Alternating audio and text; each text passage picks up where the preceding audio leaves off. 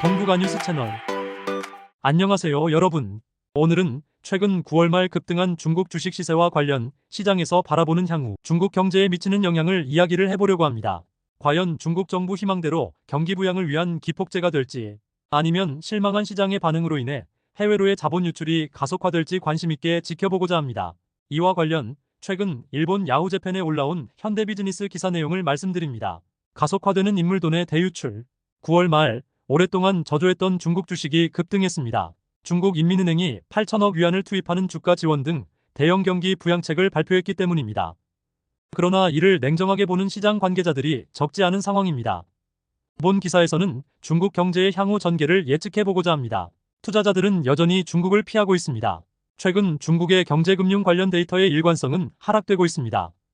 예를 들어 올해 8월 중국 정부는 자국으로의 외부 투자금 동향에 대한 1일 데이터 공개를 중단했습니다. 또한 2023년 8월에는 중국 국가통계국이 16세에서 24세의 청년 실업률의 공개를 일시 중단했습니다. 연령대별 실업률을 보다 정확히 추정하기 위한 것이라는 것이 표면적인 이유였습니다. 그 외에도 도시 주민의 1인당 가처분, 소득 등 정부 독자적인 판단에 따라 공개가 중단된 경제 지표는 많습니다. 이러한 경제 지표와 데이터 공개에 대한 중국 정부의 태도 변화는 투자자의 리스크 수용 여부 판단을 방해합니다. 통계 데이터의 작성 기준 변경 및 공개 중단으로 투자자가 경제나 금융시장을 객관적으로 분석하기가 어려워지고 있습니다. 중국 본토와 홍콩의 증권이 상호 거래를 하면서 본토 주식의 자금 유출이 데이터 공개를 중단하는 것은 중요한 의미를 갖습니다. 그로 인해 올해 해외 투자자가 본토 주식을 팔아치울 가능성이 높아졌다고 생각하는 중국 경제 전문가는 많아졌습니다.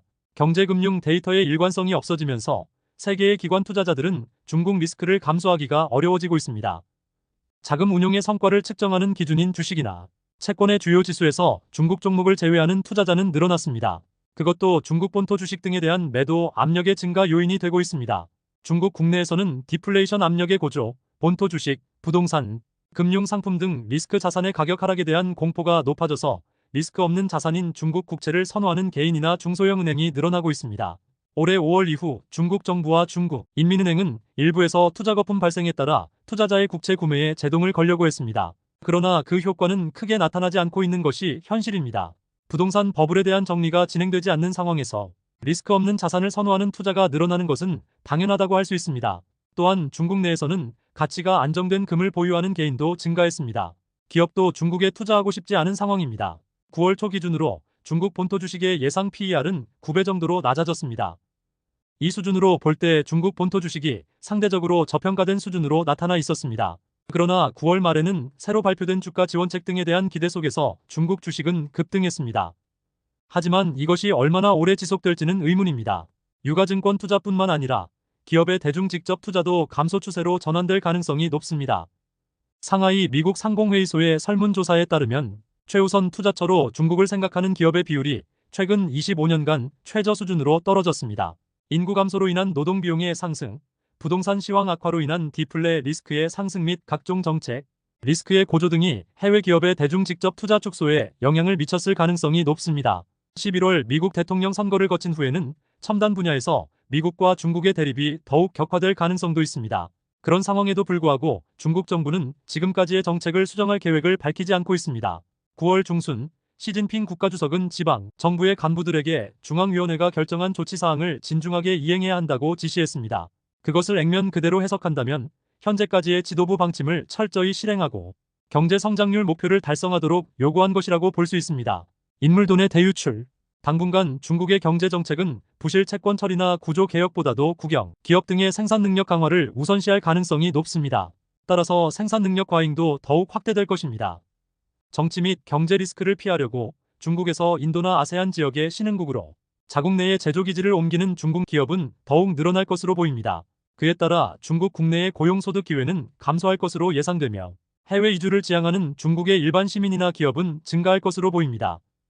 오랜 기간 지속된 중국 주식의 하락으로 인한 상처가 깊은 상황에서 중국의 향후 행보를 우려하는 투자자는 여전히 상당수를 차지하고 있습니다. 따라서 9월 말에 중국 주식 급등을 부활로 여기기에는 아직 조심스러운 상황으로 보입니다. 이상의 기사 내용과 더불어 다음은 이에 대한 일본 네티즌의 공감 상위 댓글 반응입니다. 일본의 지도자들도 다른 나라를 말할 수 없을 만큼 경제의 문외한입니다. 선진국 중에서 코시국 불황을 벗어나지 못한 유일한 나라이고 30년 동안 성장하지 않은 유일한 나라이며 가처분 소득이 가장 적은 나라입니다. 모두 정책의 오류입니다. 그리고 그 속에서 자신들의 배만 채우는 정치인들을 방치해왔습니다. 총선은 잘 생각해서 우선 투표부터 하시죠. 그것밖에 국민이 저항할 방법이 없으니까요.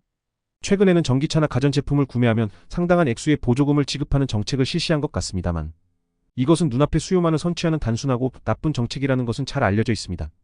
그럼에도 불구하고 시행하고 맙니다. 단기적인 일에 너무 맹목적으로 나아갑니다. 아마도 정확한 정보를 제공할 수 있는 사람이나 적절한 정책을 제안할 수 있는 사람이 없는 것 같습니다. 해외 기업과 투자자는 풍부한 정보와 냉정한 분석에 기반해 행동하기 때문에 중국에서의 철수도 신속하지요. 계산된 손절매를 할 수 있습니다. 반면 일본 기업은 고용된 직장인들이라서 스스로 결정하지 못하고 합의로 결정해야 합니다.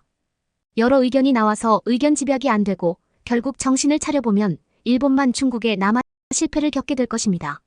이렇게 중국의 현실과 관련하여 일본 자국의 빗댄 댓글들 역시 흥미롭게 다뤄지고 있습니다. 오늘도 시청해주셔서 감사합니다. 더 많은 이야기를 원하시면 구독과 좋아요 부탁드립니다.